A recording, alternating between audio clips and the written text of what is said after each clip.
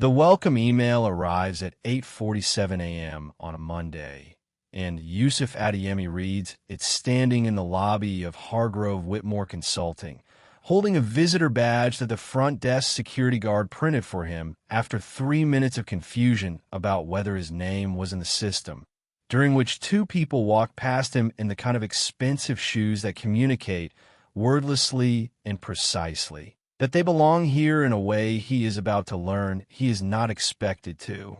The email is from the project lead. It says, "Welcome to the Meridian Infrastructure Team, everyone. Please remember that the Thursday deadline is non-negotiable. Resources are stretched. Let's keep onboarding friction minimal this cycle." Yusuf reads the phrase onboarding friction twice. He is 22 years old, 3 weeks from finishing his civil engineering degree at a state university in Ohio, here on a 12-week internship that his faculty advisor described as the kind of opportunity that opens doors, and that Yusuf has spent 6 weeks quietly, privately terrified of squandering, because the doors it might open are doors his family has spent 2 generations trying to find the right street for, let alone the right building, let alone the right floor of that building to knock on. He takes the elevator to the 14th floor. He finds a Meridian Team's open plan space. He introduces himself to the nearest person, a senior analyst named Derek, who looks up from 2 monitors for exactly long enough to say in turns at the end, "Desk 23, and looks back down. Desk 23 is in the corner nearest the emergency exit, beside the printer that everyone uses and nobody stands near long enough to make conversation, in a specific geographic position that open plan offices reserve for people the existing team has decided, before they arrive, will not be worth the social investment of actual welcome. He sits down. He opens his laptop. He reads the project brief that HR sent him the Friday before he started. 340 pages on the Meridian River Basin Infrastructure Rehabilitation Project, a $2.3 billion public works initiative that Hargrove Whitmore has been contracted to manage across 14 months, currently 8 months in. Currently 6 days from a Thursday deadline that will determine whether the project's Phase 2 funding is released or frozen pending review.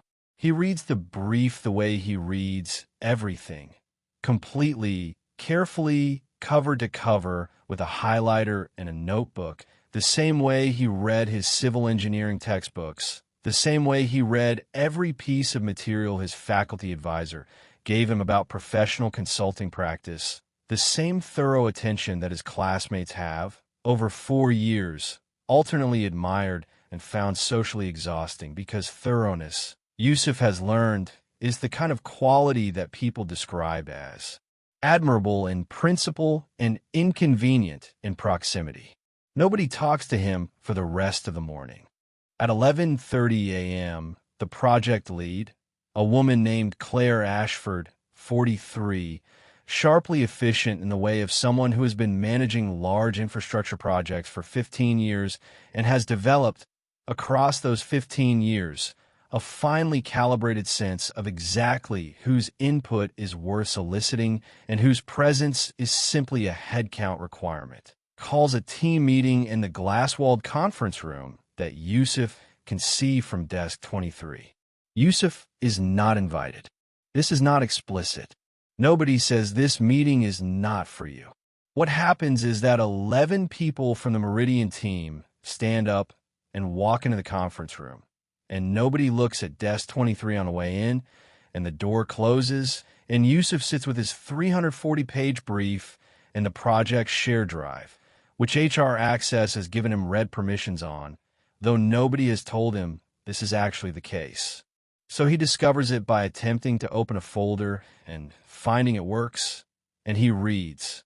He reads for the next 90 minutes while the meeting happens behind glass, watching through the gap where the whiteboard marker has been used so many times that the glass beside it has gone slightly opaque with residue.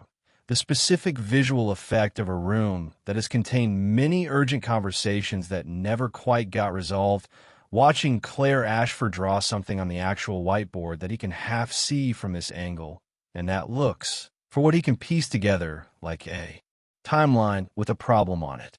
The problem, as best Yusuf can reconstruct it from the project files he's been reading all morning, specifically from a hydraulic load study dated 7 months ago and a Phase 2 engineering specification document that sits unread since its upload date 9 weeks ago, according to the file's metadata, in a folder labeled Reference, Phase 1 Supplementary. A folder whose name suggests it has been filed and forgotten by people working too close to a deadline to revisit anything labeled Supplementary is not the problem Claire Ashford appears to be drawing on the whiteboard.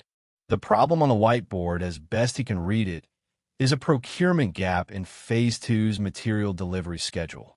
3 weeks of delay in a specific supply chain that is going to push the Phase 2 start date past the funding release window if not addressed by Thursday. That is a real problem. It is not, however, the problem Yusuf has just found in the Phase 1 supplementary folder. The problem Yusuf has found is considerably worse and considerably more fundamental, and will render the Phase 2 procurement gap irrelevant if nobody addresses it first. Yusuf Adeyemi grew up in Akron, Ohio, the son of a civil engineer who worked for the city's public works department for 26 years. A man who came to this country from Lagos with a structural engineering degree and a specific, patient understanding that professional recognition in America, for a man who looked like him, would require twice the preparation and half the complaint. A philosophy he had transmitted to his son, not as bitterness, but as operational fact, the way you transmit knowledge of weather patterns in a region you've lived in long enough to understand its particular climate. His father had spent those 26 years reviewing infrastructure projects, many of them in the Meridian River Basin region, an area of floodplain management and historical water table complexity that his father used to explain at the dinner table in the specific way of someone who found his work genuinely fascinating and assumed his family would too. Required hydraulic modeling that most standard civil engineering software packages simplified in ways that produced accurate results under ordinary conditions and subtly incorrect results under the specific combination of seasonal load variation and soil saturation profiles characteristic of the basin's geography. Yusuf had grown up listening to his father describe, in considerable detail, the specific failure modes of hydraulic load calculations in the Meridian Basin. He had studied this specific failure mode in his senior thesis at Ohio State because his father had suggested it as a topic of genuine importance, and because Yusuf, who inherits both his father's fascination with water systems and his father's operational approach to preparation, had spent a semester building a corrected hydraulic modeling methodology for the Meridian Basin's specific geological profile, a methodology that his thesis advisor had described as graduate-level work in an undergraduate context, and that Yusuf had published, with his advisor's encouragement, as a technical note in an American Society of Civil Engineers student journal 6 months ago, a publication nobody at Hargrove Whitmore has any reason to know about. The Phase 1 hydraulic load study that Yusuf reads in the project's shared drive between 11:30 a.m. and 1 p.m. on his first day uses the standard software package. It uses the standard software package's default parameters for a generic floodplain profile. It does not apply the basin-specific correction his father taught him to look for and his thesis documented in careful, peer-reviewed detail. The Phase 2 engineering specification, built on Phase 1's load study, designs reinforced concrete infrastructure to load tolerances derived from those uncorrected calculations. The infrastructure, as designed, will perform correctly under ordinary conditions. Under the Meridian Basin's peak seasonal conditions, which occur according to the historical weather data Yusuf's thesis included as an appendix, with an average recurrence interval of 4 to 7 years.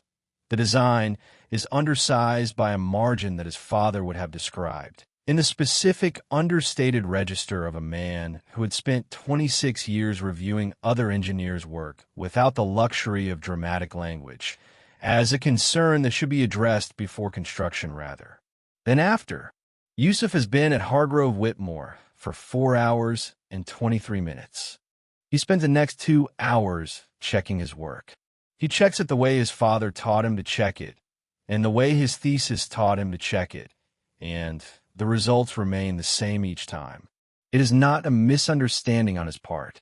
The meeting ends at 1:15 p.m. The 11 people file back to their desks with the specific energy of a team that has just had a meeting about a problem and has a plan for the problem and is now executing the plan. At 1:23 p.m., Yusuf says to Priya at the printer, "Excuse me, I have a question about the Phase 1 hydraulic study." Priya says, not unkindly, but with the specific efficiency of someone with a Thursday deadline, "You should probably direct questions to your onboarding documentation. Derek can help if it's urgent." At 1:47 p.m., Yusuf tries Derek. The Phase 1 hydraulic load study. Did the team apply basin-specific correction factors for the meridian geological profile? Derek, without looking up, the study was done by a geotechnical consultancy. It's been through review. Is there something in your onboarding doc that's unclear? No, Yusuf says. I'm asking about the calculation methodology. The study passed review, Derek says. We're on deadline.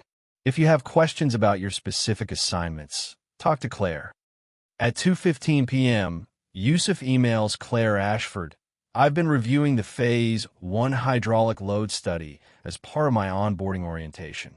I may have identified a calculation discrepancy related to basin-specific soil saturation parameters. I'd appreciate 10 minutes to discuss when your schedule allows. Happy to bring supporting documentation." At 4:47 p.m., Claire Ashford replies, "Thanks for the note. The study's been through full technical review by the project geotechnical team. For now, focus on getting up to speed with your assigned deliverables." Yusuf reads this email at 4:47 p.m.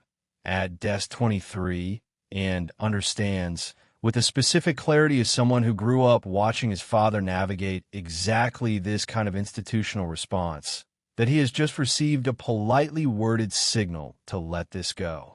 He does not let it go.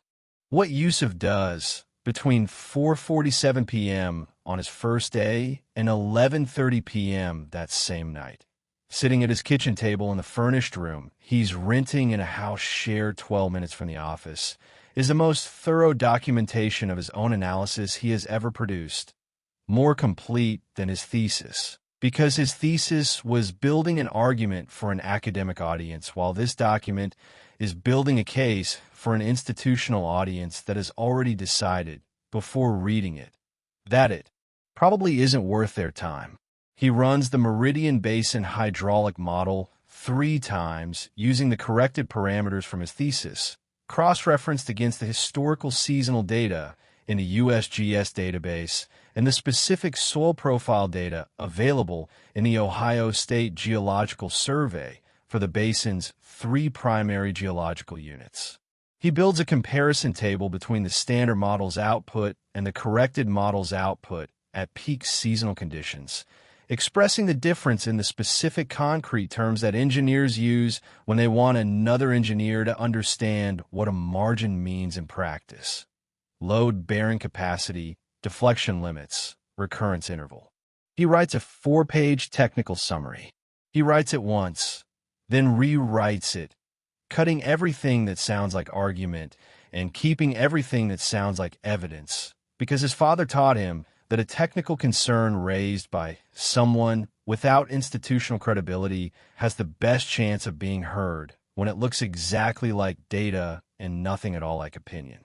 He attaches to the technical summary 3 things: his published thesis note, his father's 2019 review of a similar Meridian Basin project that identified the same calculation discrepancy, and a 1-paragraph biography of his father.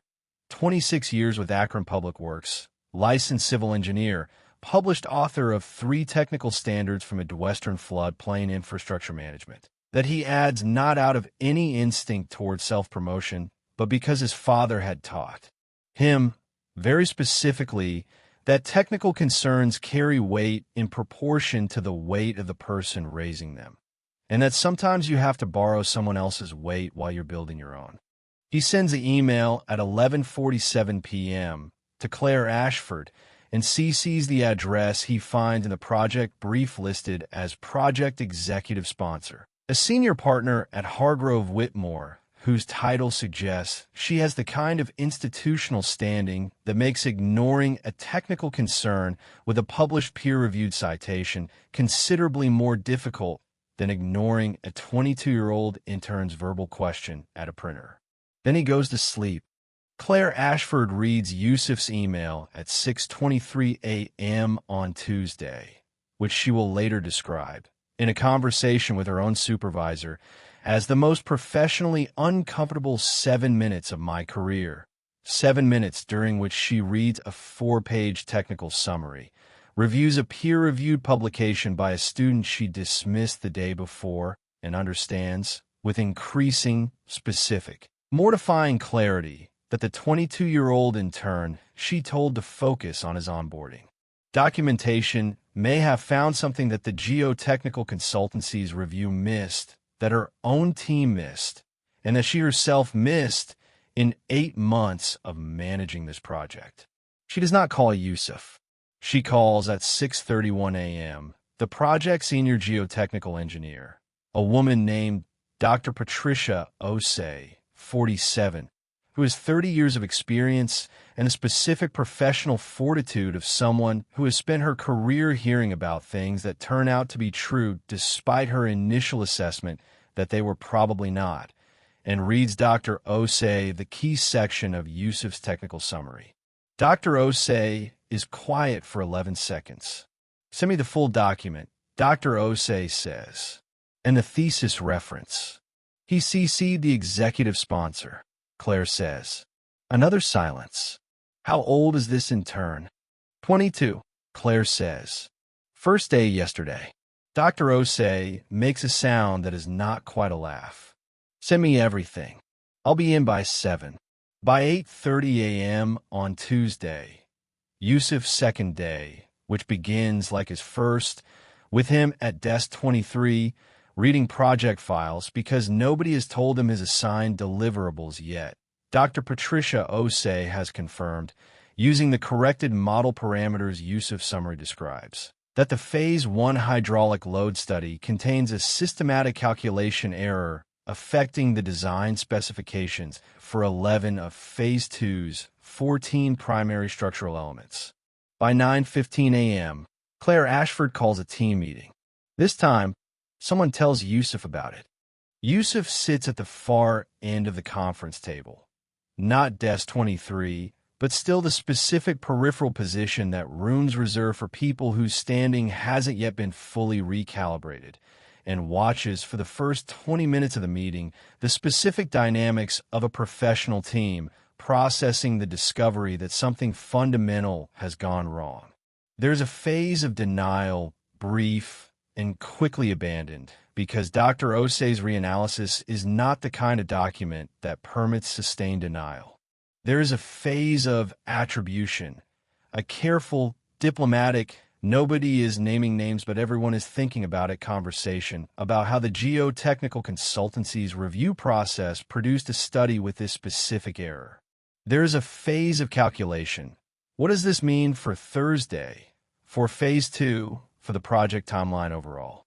Is in this phase that Yusuf says for the first time in the meeting something other than his own name during the introductory round.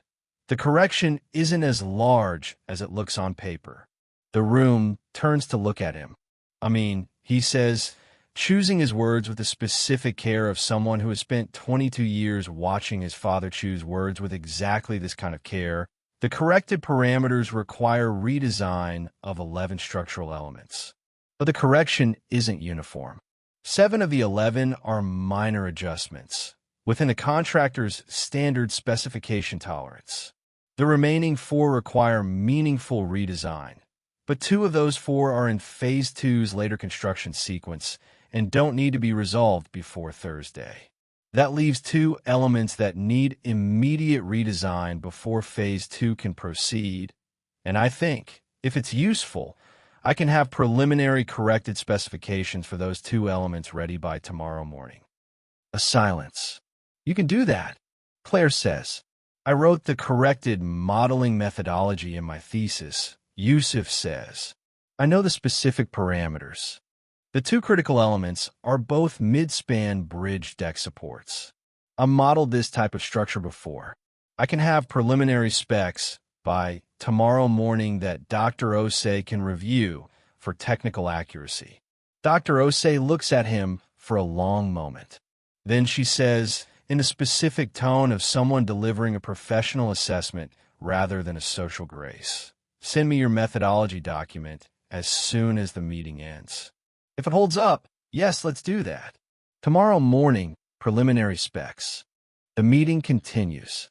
The Thursday deadline is recalibrated, not eliminated, but restructured around a revised Phase 2 submission that incorporates the corrected structural specifications for the 2 critical elements, supported by a formal written acknowledgement from Hargrove Whitmore's engineering team of the Phase 1 calculation discrepancy and the methodology used to correct it. A document that protects the project's funding relationship with its public agency clients better than any alternative available to the team in the next 4 days. What nobody in a room says out loud, though Yusuf sees it in the specific quality of the silence when the meeting ends. If his email had arrived 2 days later, or if the executive sponsor CC had not made it substantially harder to ignore than a verbal question at a printer, the Phase 2 submission would have gone to the public agency client with structural specifications built on an uncorrected error. The project's funding would have been released, construction would have begun, and the Meridian River Basin Infrastructure Rehabilitation Project would have been, at some future moment of peak seasonal load, considerably harder to explain than a corrected pre-construction technical review. Yusuf works until 2:30 a.m. Wednesday, not because anyone tells him to, because the work requires it, and because the specific quality of being asked to do something genuinely important, not intern work, not get-up-to-speed work, but work that actually matters in the way that his father's work mattered, in the way that changes whether something built to serve people actually serves them, is a feeling he has waited 22 years for and is not going to shortchange now that it's arrived. He sends the preliminary specifications to Dr. Osei at 2:47 a.m., because the work is done, and holding it until morning would be the kind of performed casualness he doesn't have the patience for tonight. Dr. Osei replies at 4:15 a.m., which tells Yusuf something important about the kind of professional Dr. Osei is. Reviewed. Methodology is sound. 2 minor notation corrections attached. Otherwise, this is ready for team review. Good work. He reads, "Good work," at 4:17 a.m. in his rented room, and sits with it for a moment. Not because he needs the validation.